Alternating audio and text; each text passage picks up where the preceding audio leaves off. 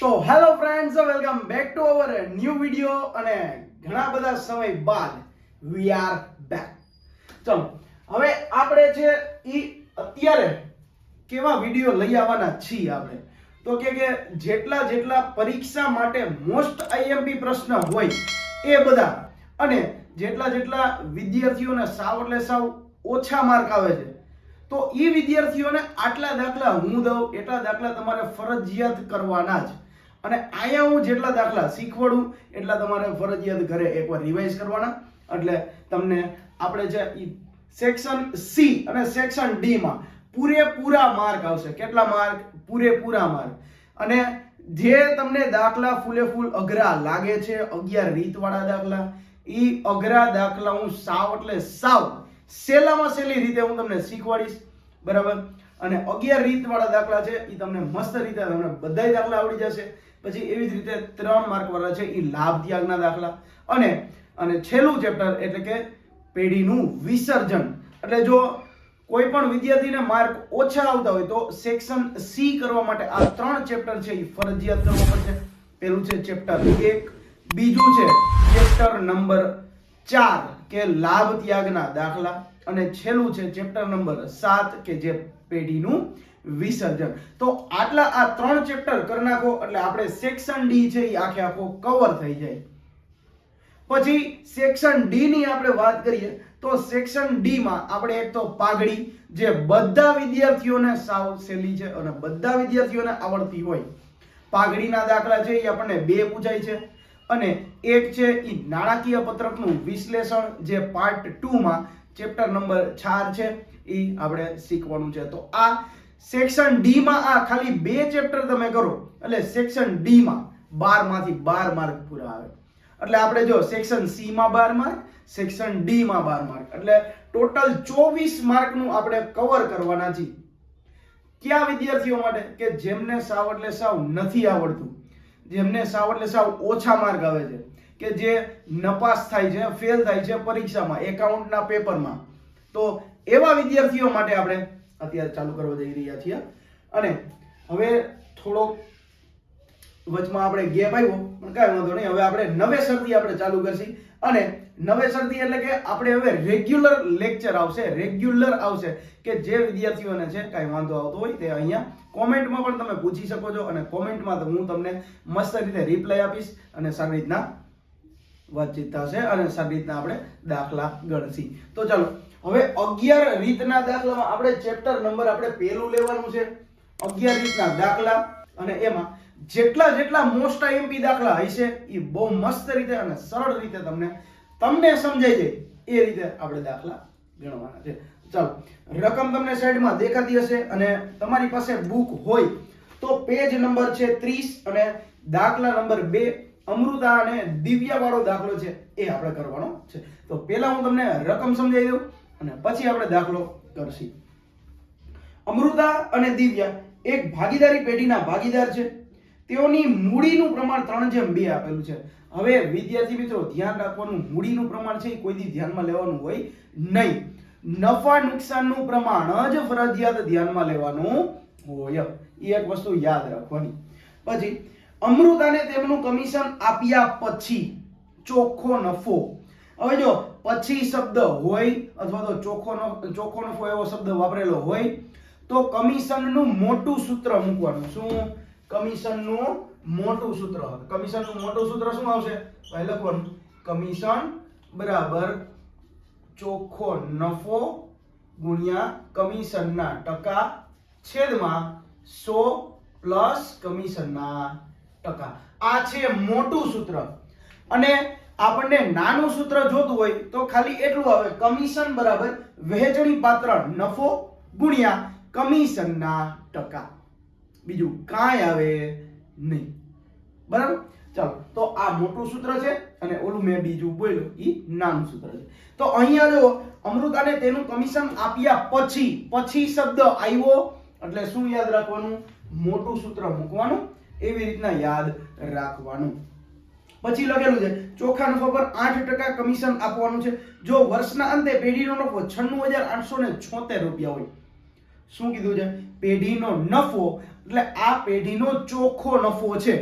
કાઉન્સમાં અહીંયા લખવું હોય તો નીચે લખી નાખજો. પેઢીનો ચોખ્ખો નફો 96,876 રૂપિયા હોય તો અમૃતાને કુલ કેટલી રકમ મળશે? ચલો, તો અમૃતાને કુલ કેટલી રકમ મળશે એટલે કઈ તો કે કમિશન પણ અમૃતાને આપવાનું છે અને નફો પણ અમૃતાને આપવાનો છે. તો નફો અને કમિશન આ બે ભેગા થઈ અને અમૃતાને કેટલા રૂપિયા મળશે એ આપણે આમાં ગોતવાનું છે. ચાલો, તો સૌથી પહેલા દાખલાની શરૂઆત. હવે ઘણા બધા વિદ્યાર્થીઓને આ બહુ અઘરો દાખલો લાગતો હોય. 4 સ્ટેપમાં દાખલો કરવાનો છે. પહેલું સ્ટેપ, સૌથી પહેલા કમિશન ગોતવાનું હોય કારણ કે આપણે અમૃતાને કમિશન આપવાનું છે. પછી બીજું વસ્તુ, આપણે વેચણી પાત્ર નફો ગોતવાનો હોય. શું કામ? કારણ કે વેચણી પાત્ર નફો છે એ ભાગીદાર વચ્ચે વહેંચાય. તો આપણે અમૃતાને નફો પણ આપવાનો છે અને અમૃતાને કમિશન પણ આપવાનું છે. તો વેચણી પાત્ર નફો છે એ અમૃતાનો આપણને મળી જાય તો કમિશન એમાં પ્લસ કરી નાખવાનું એટલે નફો પ્લસ કમિશન બરાબર અમૃતાને મળતી કુલ રકમ. ન્યા આપણો દાખલો પૂરો થઈ જાય. બરાબર. ચાલો, તો દાખલાની શરૂઆત આપણે થઈ ગઈ છે. શું છે? દાખલા નંબર છે 2. દાખલા નંબર 2 છે. ચાલો, કમિશન બરાબર ચોખ્ખો નફો ગુણ્યા કમિશનના ટકા છેદમાં 100 પ્લસ કમિશનના ટકા. આપણને એમ કીધું છે કે અમૃતાને તેનું કમિશન બાદ કર્યા પછી 8% નફો 8% કમિશન અને વર્ષના અંતે પેઢીનો નફો 96,876. તો ચોખ્ખો નફો આપણને આપી દીધો છે 96,876 રૂપિયા ગુણ્યા કમિશનના ટકા આપણને કેટલા આપ્યા છે? તો આમાં લખેલું છે 8% કમિશન, તો અહીંયા ગુણ્યા 8 કરવાના છેદમાં 100 પ્લસ 8. અહીંયા ગુણાકાર કોઈ કરતા નહીં. અહીંયા જ બધા વિદ્યાર્થીઓને ભૂલ પડે છે. 100 ગુણ્યા 8 કરી નાખે છે. 100 ગુણ્યા 8 નથી કરવાના, 100 પ્લસ 8 કરવાના છે એટલે નીચે આવશે 108. ચલો, તો આપણે ઉપરનો ગુણાકાર કરી અને નીચેનો સરવાળો કરી નાખી. ચાલો, તો સૌથી પહેલા 96,876 એને ગુણ્યા 8 કરો એટલે કેટલા રૂપિયા આવે?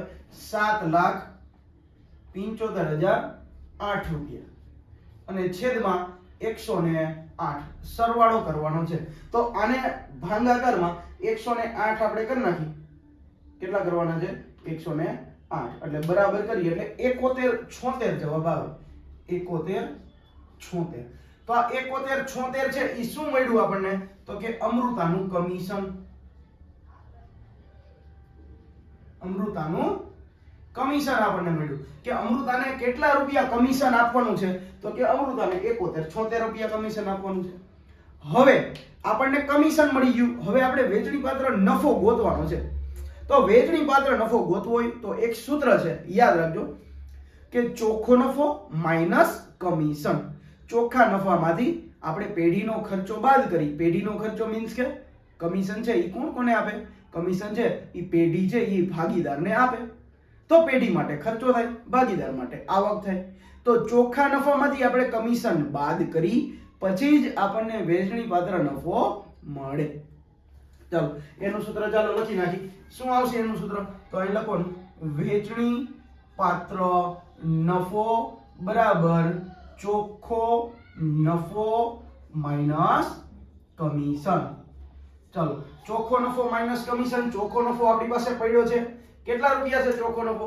તો આ રહ્યો 96,876. 96,876 માઈનસ કમિશન પણ આપણને 7176 મળી ગયું છે. ચાલો, તો 96,876 માઈનસ તમે 7176 કરો. 96,876 એટલે 89,700 રૂપિયા આપણને જવાબ મળે. કેટલા? 89,700. આ 89,700 છે એ આપણને મળ્યું શું? તો કે આખી પેઢીનો વેચણી પાત્ર નફો મળ્યો. હવે આપણે નફો અને કુલ રકમ આપણે વેચવાની કોને છે? તો કે અમૃતાને વેચવાની છે. તો એના પહેલા આપણે અમૃતા અને દિવ્યા આ બેનો આપણે નફા નુકસાનમાં ભાગ જોવો પડે. તો અહીં લખું છું અમૃતા જેમ દિવ્યા. હવે જો આપણને અમૃતા અને દિવ્યાનો આપણને નફા નુકસાનમાં ભાગ આપણને કીધો નથી. આપણને મૂડીનું પ્રમાણ કીધું છે. તો મૂડીનું પ્રમાણ ક્યાંય ધ્યાનમાં લેવાય નહીં. નફા નુકસાનનું પ્રમાણ ધ્યાનમાં લેવાનું. તો નફા નુકસાનનું પ્રમાણ છે 1:1. કાંઈ આપણને મળે નહીં તો 1:1 લઈ લેવાનું. નફા નુકસાનનું પ્રમાણ આપણને આપેલું ન હોય ત્યારે. બરાબર. ચાલો તો હવે અમૃતાનો ભાગ છે 1/2 અને દિવ્યાનો પણ ભાગ છે 1/2. તો ચાલો હવે વહેંચણી પાત્ર નફો છે એ આપણને મળી ગયો છે.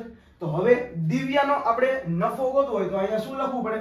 તો લખવાનું દિવ્યાને મળવા પાત્ર નફો બરાબર વહેંચણી પાત્ર નફો ગુણ્યા ભાગીદારનો ભાગ. ચાલો વહેંચણી પાત્ર નફો ગુણ્યા ભાગીદારનો ભાગ. વહેંચણી પાત્ર નફો આપણી પાસે કેટલો છે? તો આવી ગયો 89700 રૂપિયા અને એને ગુણ્યા ભાગીદારનો ભાગ એટલે ભાગીદારનો અમૃતાનો ભાગ કેટલો છે? 1/2. ચાલો તો 89700 છે એને ભાગ્યા 2 કરી નાખો. 89700 એને ભાગ્યા 2 કરો એટલે કેટલા આવે? 44850. 44850 રૂપિયા. તો આ 44850 છે એ દિવ્યાને નફો મળશે. શું મળશે? દિવ્યાને નફો મળશે. તો હવે આપણે દિવ્યાને નફો કેટલો મળ્યો એ તો આપણને ખબર પડી ગઈ, આટલો મળશે. અને કમિશન પણ એને આપવાનું છે. કેટલું આપવાનું છે? 7176. તો આ બેનો શું કરી નાખાય? સરવાળો કરી નાખાય. એટલે આપણને ખબર પડી જાય કે દિવ્યાને અમૃતાને કુલ કેટલી રકમ મળશે. અહીંયા અમૃતા આવશે, દિવ્યા નહીં આવે.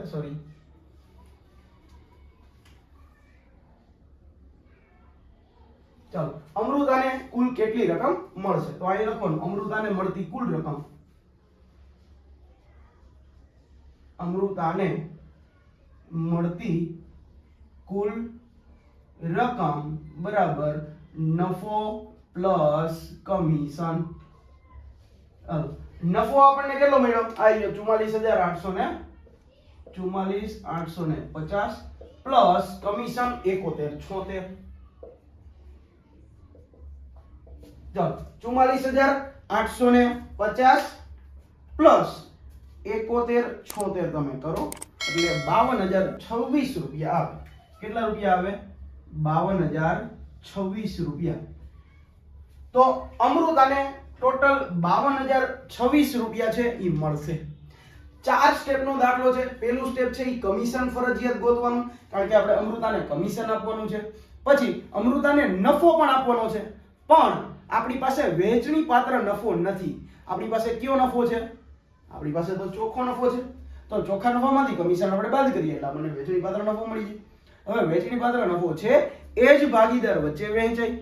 વહેંચણી વહેંચાય એવી રીતના યાદ રાખવાનું. શું? વહેંચણી વહેંચાય. વહેંચણી પાત્ર નફો હોય એ જ ભાગીદાર વચ્ચે વહેંચાય. ચાલો તો અમૃતા આપણને વહેંચણી પાત્ર નફો મળી ગયો તો આ જો, અને ભાગીદાર અમૃતાનો ભાગ શું છે? તો 1/2. તો 89700 ગુણ્યા 1/2 કરો એટલે 44850 રૂપિયા આવે. આ 44850 છે એ અમૃતાને નફો મળશે. એની સાથે સાથે કમિશન પણ આપણે આપવાનું છે એટલે આ બેનો સરવાળો કરી નાખો એટલે અમૃતાને કુલ 52026 રૂપિયા મળશે. તો આઈ હોપ કે તમને આ દાખલો છે મસ્ત રીતે આવડ્યો હશે, મસ્ત રીતે ક્લિયર થયો હશે. અને હજી આમાં કોઈને કઈ પ્રશ્ન હોય તો કોમેન્ટમાં તમે પૂછી શકો છો, અથવા તો વિડીયો છે એ રિવાઇઝ કરીને પણ તમે જોઈ શકો છો. બરાબર. ચાલો તો આનો તમારે સ્ક્રીનશોટ પાડવો હોય તો ચાલો એક સ્ક્રીનશોટ પાડી લ્યો.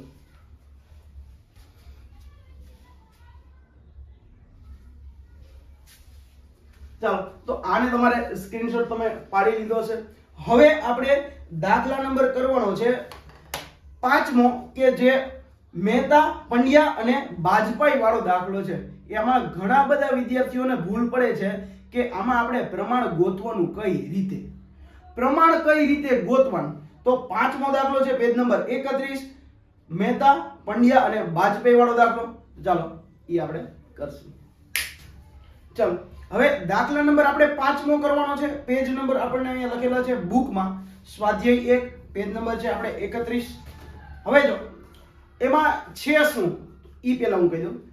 તો આમાં 3 ભાગીદારના નામ આપેલા છે અને આ 3 ભાગીદાર છે એને એમ કીધું આનો આટલો ગણો, આનો આટલો ગણો, આનો આટલો ગણો. તો ત્રણેયનું પ્રમાણ કેટલું થાય અને ત્રણેય ભાગીદારને નફો કેટલો મળે, આવી વસ્તુ છે.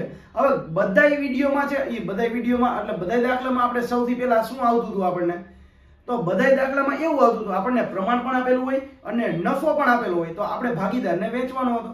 પણ આમાં નફો તો આપેલો હોય છે પણ પ્રમાણ આપેલું હોય છે નહીં. પ્રમાણ આપણે ગોતવાનું છે. અને પ્રમાણ કઈ રીતે ગોતવાનું, ચાલો આપણે શીખીએ કે પ્રમાણ કઈ રીતે ગોતવું. સૌથી પહેલા જોવાનું કે મહેતાને પંડ્યા કરતા 4 ગણો અને બાજપેયીને મહેતાના હિસ્સાનો અડધો ભાગ મળે છે. વર્ષના અંતે પેઢીનો નફો 87,500 રૂપિયા હોય તો દરેક ભાગીદારને કેટલી રકમ મળશે. હવે જો દરેક ભાગીદારને કેટલી રકમ મળશે, તો જો આ નફો આપેલો હોય એ વહેંચણી પાત્ર નફો હોય. શું કામ? કારણ કે ભાગીદાર વચ્ચે વહેંચણી પાત્ર નફો હોય એ જ વહેંચાય, બીજો એકય નફો વહેંચાય નહીં. બરાબર. ચાલો અહીંયા આપણે સૌથી પહેલા બે લાઈન છે એ પકડવાની. શું લખેલું છે? મહેતાને પંડ્યા કરતા 4 ગણો, બાજપેયીને મહેતાના હિસ્સાનો અડધો. ચાલો ઈ પહેલા બે લાઈન આપણે લખવી પડે, એના ઉપરથી આપણને પ્રમાણ મળે આખો. મહેતાને પંડ્યા કરતા 4 ગણો અહીં લખવાનું. મહેતાને પંડ્યા કરતા 4 ગણો. બીજું આપણને લાઈન શું છે? તો બાજપેયીને મહેતાના હિસ્સાનો અડધો ભાગ. બાજપેયીને મહેતાના હિસ્સાનો અડધો ભાગ મળે છે. ચાલો હવે અહીંયા આપણે જોઈ તો ભાગ આપણને કઈ રીતે મળે, તો એક વસ્તુ યાદ રાખવાની. અહીંયા સૌથી પહેલા હવે આપણે મહેતાનો ભાગ જોતો હોય, મહેતાનો ભાગ, તો આપણે કોનો ભાગ જોઈએ? આપણને પંડ્યાનો ભાગ ખબર હોવી જોઈએ. અને બાજપેયીનો ભાગ આપણે જોતો હોય તો આપણને મહેતાનો ભાગ ખબર હોવી જોઈએ. તો બાજપેયી છે એ મહેતા ઉપર આધાર રાખે છે અને મહેતા છે એ પંડ્યા ઉપર આધાર રાખે છે. તો આપણે પંડ્યાનો ભાગ છે એ આપણે શું કરી લઈ? ધારી લઈ. ધારો કે પંડ્યાનો ભાગ 1 છે. શું? ધારો કે પંડ્યાનો ભાગ 1 છે. અહીં લખું, ધારો કે પંડ્યાનો ભાગ 1 છે. ચલો પંડ્યાનો ભાગ આપણને મળી ગયો. પંડ્યાનો ભાગ કેટલો છે? 1 છે. હવે પહેલી લીટી છે એમાં આપણે કિંમત મૂકવાની. મહેતાનો ભાગ બરાબર અહીં લખવાનું, મહેતાનો ભાગ બરાબર શું લખેલું છે? પંડ્યા કરતા 4 ગણો. એટલે પંડ્યાનો ભાગ જેટલો હોય એને ગુણ્યા 4 કરવાના. ચાલો અહીં લખવાનું, પંડ્યાનો ભાગ ગુણ્યા 4. ચાલો પંડ્યાનો ભાગ આપણને 1 મળ્યો, 1 ગુણ્યા 4 કરીએ એટલે આપણને કોનો આ 4 ભાગ છે એ કોનો મળી જાય? આપણને મહેતાનો ભાગ મળી ગયો. હવે બાજપેયીનો, તો અહીં લખવાનું, બાજપેયીનો ભાગ બરાબર, બાજપેયીનો ભાગ બરાબર મહેતાના હિસ્સાનો અડધો ભાગ. તો મહેતાનો હિસ્સો એટલે કે મહેતાનો ભાગ એને ભાંગ્યા 2 કરી નાખવાના. ચાલો તો અહીં લખવાનું, મહેતાનો ભાગ, મહેતાનો ભાગ એને ભાગાકારમાં 2. ચાલો મહેતાનો ભાગ આપણને કેટલો મળ્યો? આ રહ્યો 4. તો 4 ના છેદમાં 2 કરી નાખો એટલે આપણને કેટલા મળે? 2 મળી જાય. તો આ 2 કોનો મળ્યો? આપણને બાજપેયીનો ભાગ મળ્યો. ચાલો તો સૌથી પહેલા આપણે લાઈનમાં નામ લખી નાખી. મહેતા,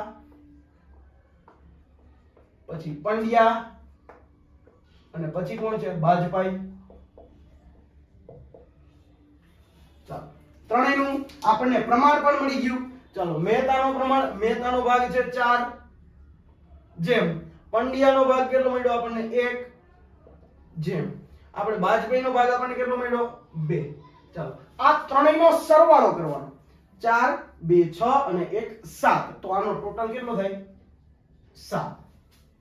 હવે આપણી પાસે નફો પણ છે, આપણી પાસે પ્રમાણ પણ છે. તો શું કરી નાખવાનું? નફો છે એ ભાગીદારના ભાગમાં આપણે વહેંચી નાખવાનો.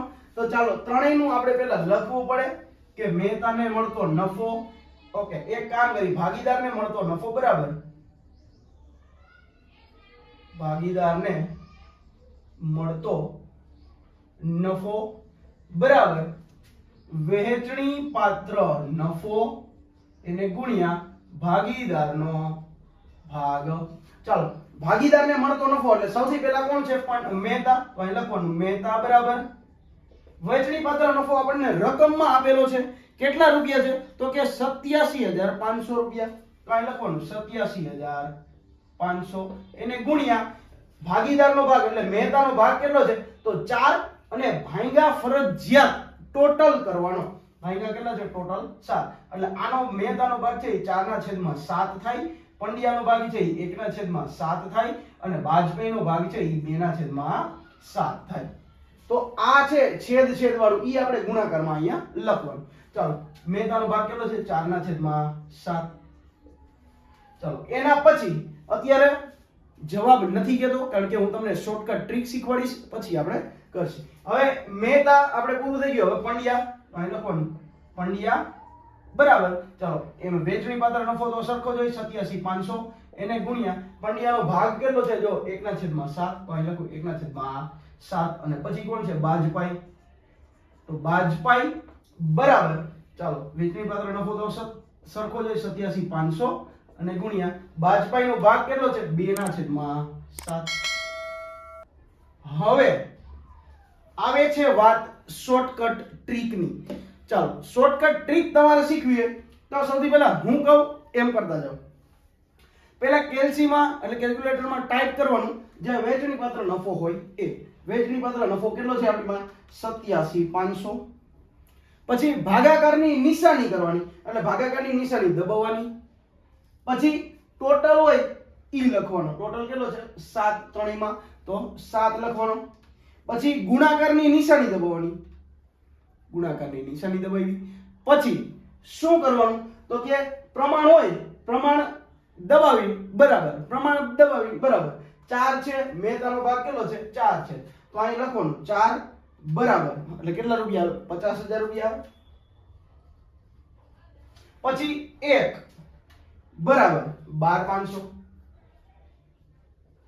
પછી 2 આનો બાજપાઈનો ભાગ 2 છે ને તો અહીંયા 2 બરાબર 25,000 રૂપિયા હવે તમે અત્યાર સુધી વિદ્યાર્થી મિત્રો બધાય કેવું કરતા હોય કે અહીંયા જો 87,500 ગુણ્યા 4/7 કરો પછી જવાબ આવે અહીંયા લખો પાછો 87,500 ગુણ્યા 1/7 કરો જે જવાબ આવે અહીંયા લખો પાછો 87,500 ગુણ્યા 2/7 કરો જે જવાબ આવે અહીંયા લખો તો કેલ્સીમાં 3 વાર ગણતરી કરવી પડે પણ મેં આ તમને શોર્ટકટ ટ્રીક આપી કે પહેલા જેટલો વેચણી પાત્ર નફો આવે એ લખી નાખવાનો પછી ભાગાકારની નિશાની કરવાની પછી પ્રમાણનો ટોટલ ઈ લખવાનો પછી ગુણાકારની નિશાની દબાવવાની પછી આપણે પ્રમાણ આપેલું હોય 4 તો કે 4 દબાવી બરાબરની નિશાની એટલે 50,000 આવશે 2 બરાબરની 1 બરાબરની નિશાની એટલે 12,500 આવશે 2 બરાબરની નિશાની એટલે 25,000 રૂપિયા આવશે તો આ એક જ વાર ગણતરી કરવી પડે અને ત્રણેય વ્યક્તિનો એટલે કે ત્રણેય ભાગીદારનો જવાબ આપણને મળી જાય તો આવી ટ્રીક છે ઈ વાપરાય એટલે છે પરીક્ષામાં આપણે શું થાય તો કે પરીક્ષામાં આપણે ટાઈમ ઓછો બગડે કારણ કે એકાઉન્ટનું પેપર છે ઈ લાંબુ હશે પેપર પૂરું તમારે નહીં થાય એટલે આવી શોર્ટકટ ટ્રીકો ફરજિયાત તમારે વાપરવી પડશે ને વાપરવી જ પડશે પડી ખબર ચાલો હવે આ તમને દાખલો આવડી ગયો હોય દાખલો સારો લાગતો હોય તો આપણા વિડિયો જોવાના ગમતા હોય તો પ્લીઝ વિડિયો લાઈક કરી દેજો અને યાર ચેનલ તમે સબસ્ક્રાઇબ નથી કરતા તો પ્લીઝ એક ચેનલ સબસ્ક્રાઇબ કરી દેજો બાકી આ તમારે સ્ક્રીનશોટ પાડવો હોય તો ચાલો સ્ક્રીનશોટ પાડી લ્યો